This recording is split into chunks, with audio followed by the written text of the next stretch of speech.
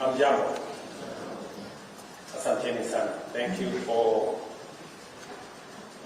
finding time for us to engage in this very important meeting of the summit.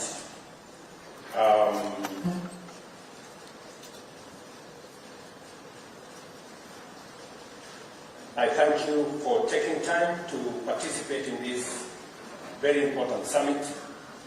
And I'm honored to be here today as we have found a strong and universal national consensus that devolution is the most transformative political, social, and economic feature of our 2010 Constitution.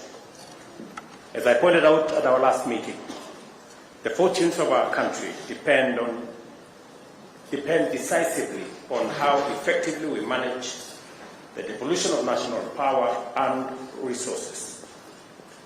Devolution, therefore, is fundamental to our political viability, our national stability, and the sustainability of our socio-economic progress. With this in mind, I have convened this summit in the spirit of partnership, recognizing as the highest and most consequential forum for intergovernmental consultations and deliberation, and that this is our best platform for enhancing the national strategic agenda by aligning development policies and accelerating the implementation of programs and projects across the country. Over the past 2 years, we have achieved commendable strategic alignment on 3 key national priorities: achieving food security while lowering the cost of living, creating jobs for our youth on a more ambitious scale, and making deliberate investments in critical sectors to drive rapid, inclusive economic growth that uplifts everyone from the bottom up and leaving nobody behind.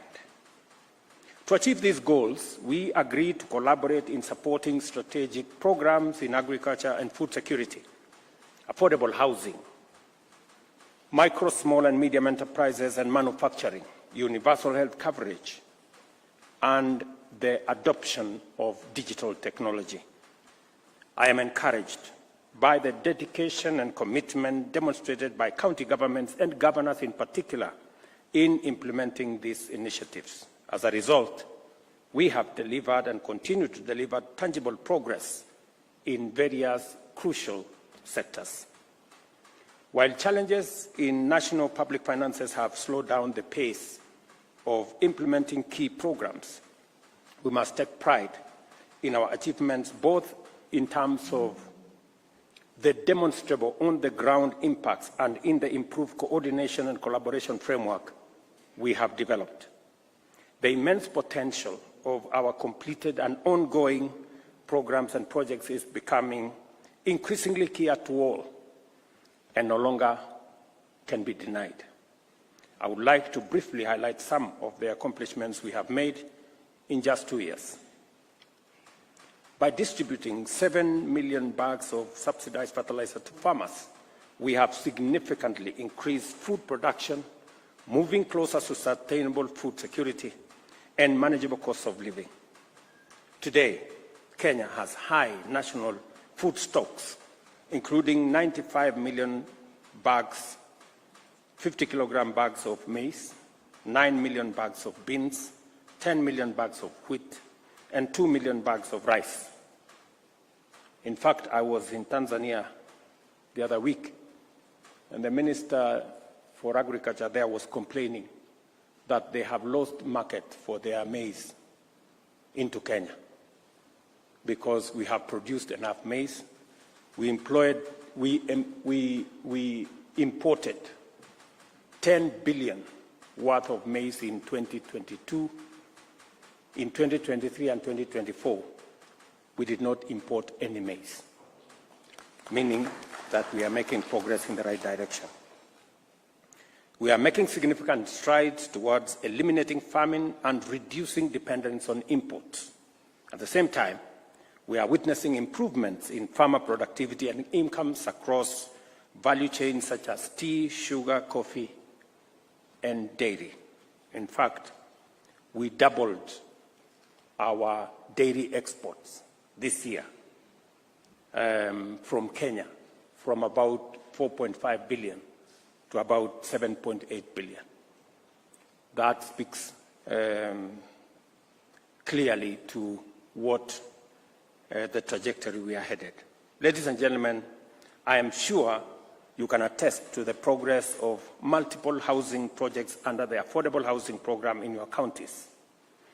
Every county stands to benefit with 124,000 housing units currently at various stages of development, out of which we have a target of 840,000 units that are already in the pipeline over the next 4 years.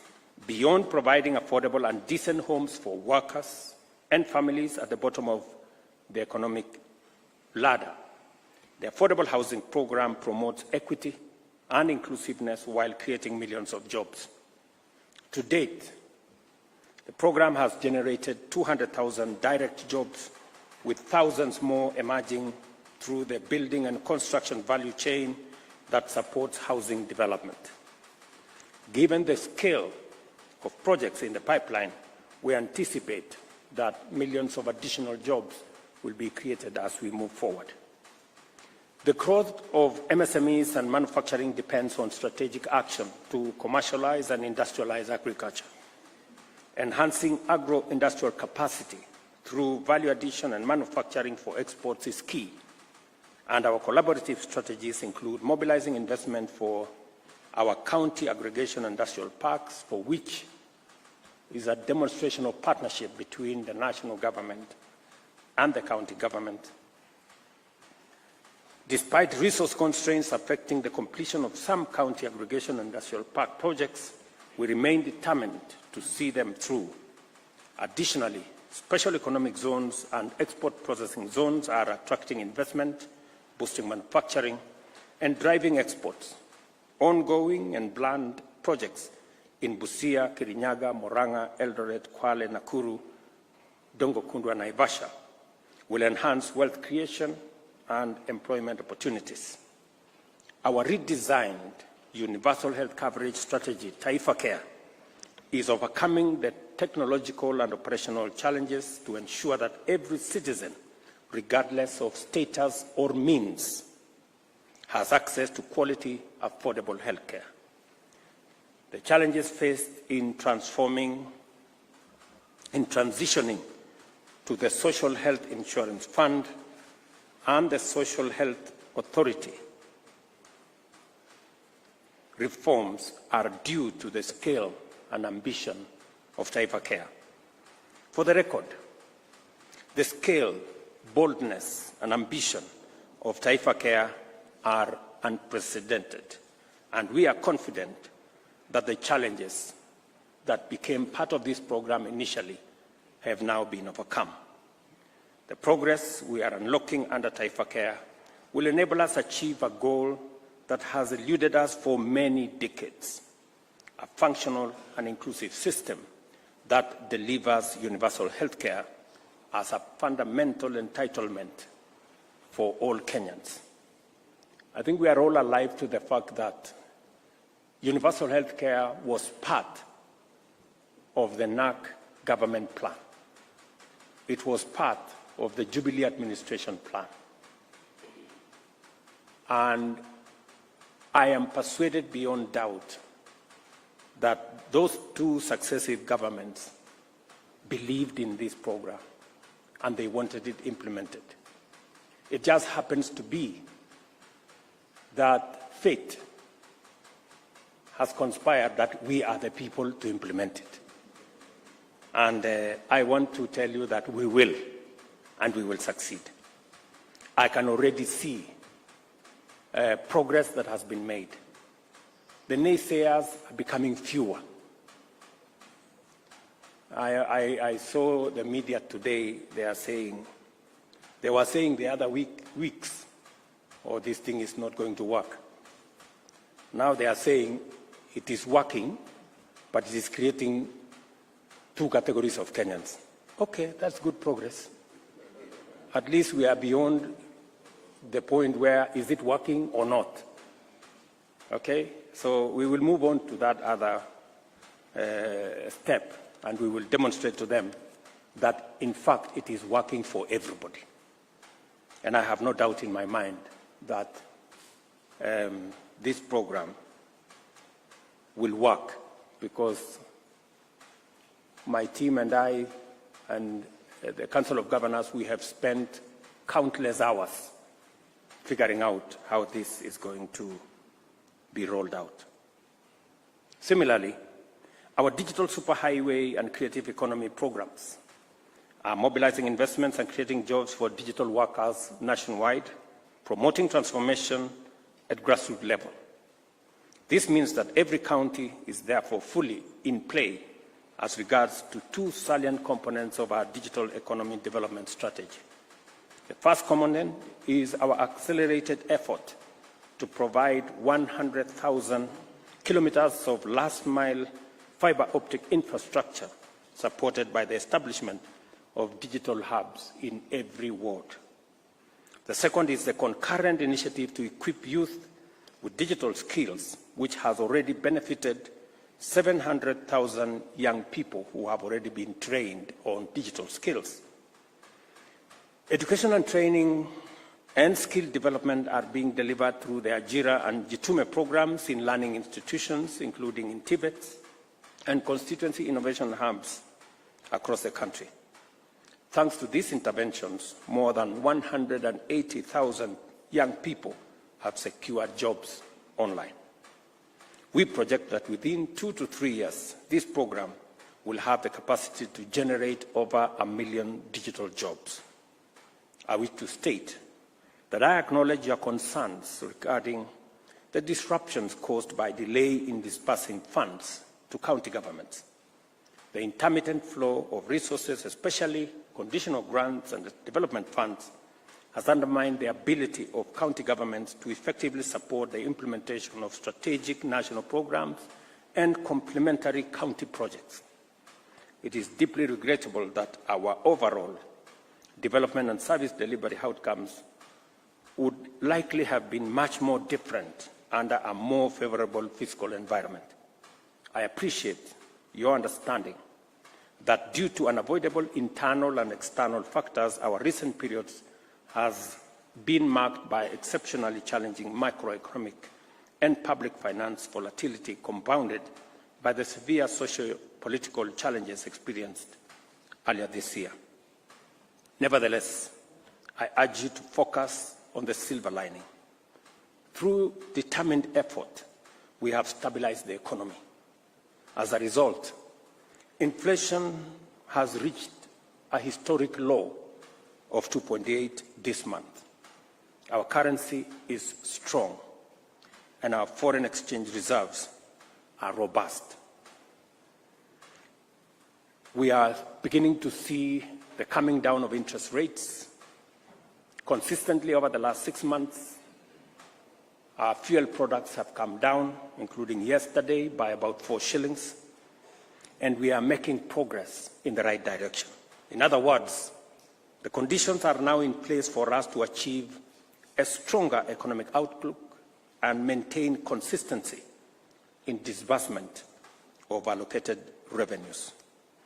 I am informed by John Buddy that today he will be releasing the monies for last month. That means that we are consistently moving in the right direction.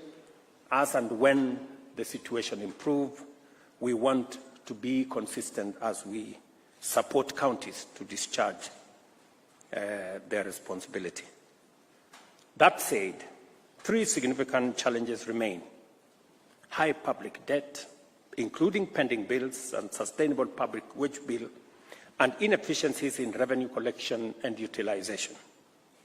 To address these constraints and to do so effectively, unity of purpose and sustained collaboration between national and county governments is essential.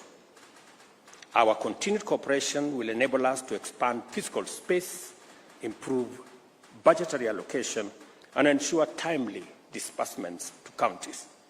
I must emphasize that devolution is not just a policy or an administrative tool.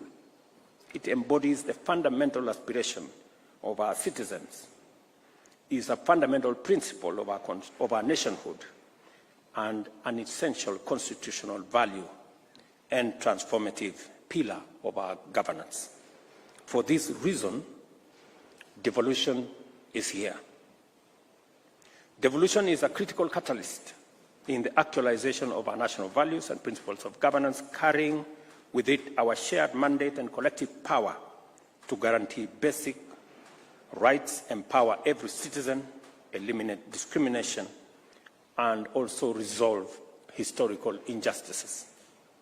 As stewards of public authority and resources, it is our collective responsibility to work hard and to work so together to ensure that the devolved system delivers for the people of Kenya effectively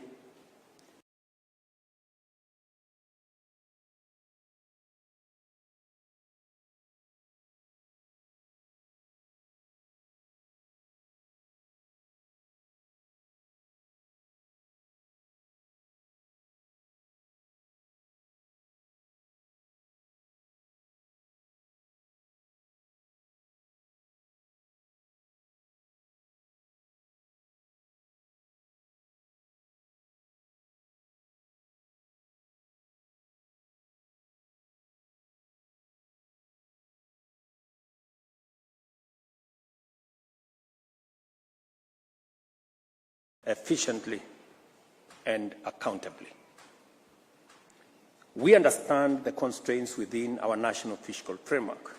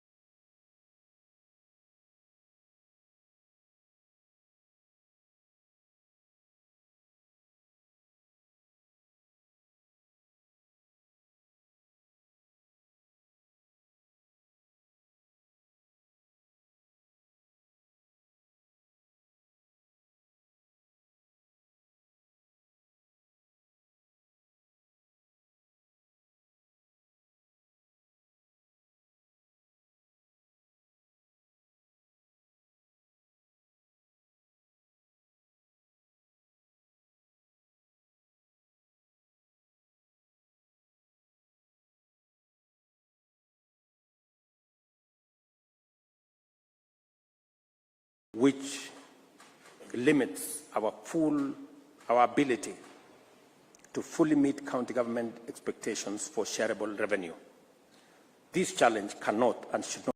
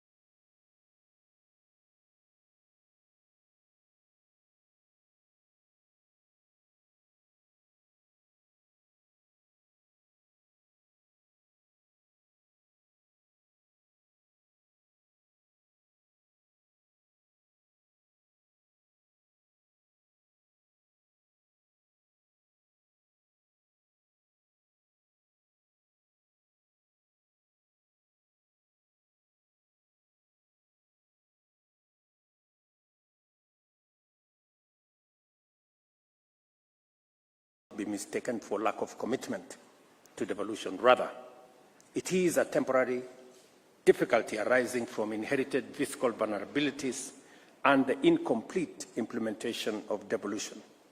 We are taking effective measures to address these issues, and our resolve to consolidate and deepen devolution remains very strong. To this end, we will complete the transfer of all devolved functions to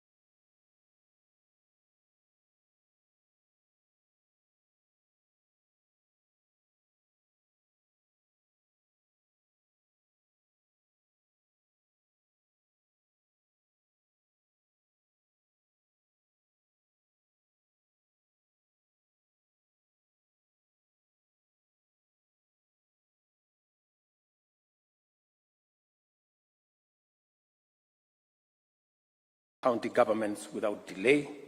I am informed by the Attorney General that this Friday, the functions that have already been agreed upon will be gazetted and transferred to counties. Those that remain, there is extensive consultations between the two levels of government under the IGRDC program so that we can get things moving. And I am pleased to report that the Intergovernmental Relations Technical Committee has finalized the unbundling, delineation, and transfer of functions in line with our directive last year in the last summit. I now direct the committee to take the next step of systematically identifying and transferring the requisite budgetary and other resources tied to these functions in the next fiscal year.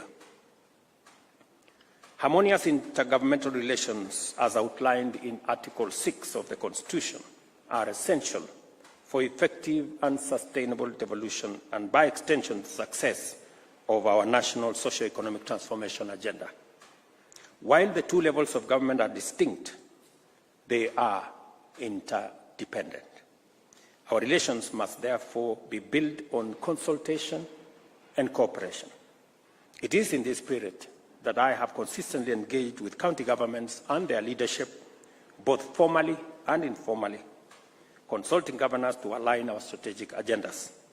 I remain committed to holding regular engagements through the National and County Government Coordination Summit, which I recognize as a vital platform for advancing our shared priorities. In previous summits, we reached a consensus on establishing fit-for-purpose intergovernmental structures under the summit. These include the Council of Governors and its Secretariat, the County Assemblies Forum, and the Intergovernmental Relations Technical Committee as the summit's technical secretariat. We also agreed to amend the Intergovernmental Relations Act of 2012 and the Public Financial Management Act of 2012 to strengthen these bodies' capacity to fulfill their mandate.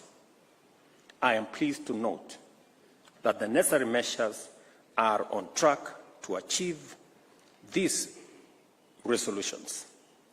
Article 6, 187, and 189 of the Constitution emphasize consultation, cooperation, and coordination between the two levels of government. We should draw inspiration from the ongoing collaborative efforts, such as the national government support for county-led initiatives like school feeding and bursary programs, as well as classroom expansion projects. Similarly, counties are partners with the national government on fresh produce market infrastructure projects. I commend the IGRTC for facilitating these partnerships and formalizing them through intergovernmental agreements. In line with the Constitution, ladies and gentlemen, and the Intergovernmental Relations Act, I urge all ministries, departments, and agencies at both levels of government to hasten the dispute resolution processes by taking advantage of alternative resolution mechanisms. This approach not only saves time and averts costly delays, but it also relieves citizens of financial burden of legal fees and fosters mutual trust and collaboration. I'm encouraged to note that many disputes are now being referred to IGRTC for resolution, and I applaud their efforts in preventing disagreements from escalating into disputes. Finally, as leaders, and speaking from where I sit, it is important for us to know that this is the highest decision-making body of the government of Kenya. And all of us, ladies and gentlemen, we must be focused not on the popularity of any one of us, but on the transformation of the country. Not on what politics can do, but what leadership can achieve. And we must be focused not on us as leaders, we must be focused on the people that put us in authority. That way, we can do it better, we can do it together, and we can take the country moving forward. I thank each one of you once again for participating in this summit and commend IGRTC for its efforts in organizing this event. I wish you insightful discussions, successful engagements, and productive debate.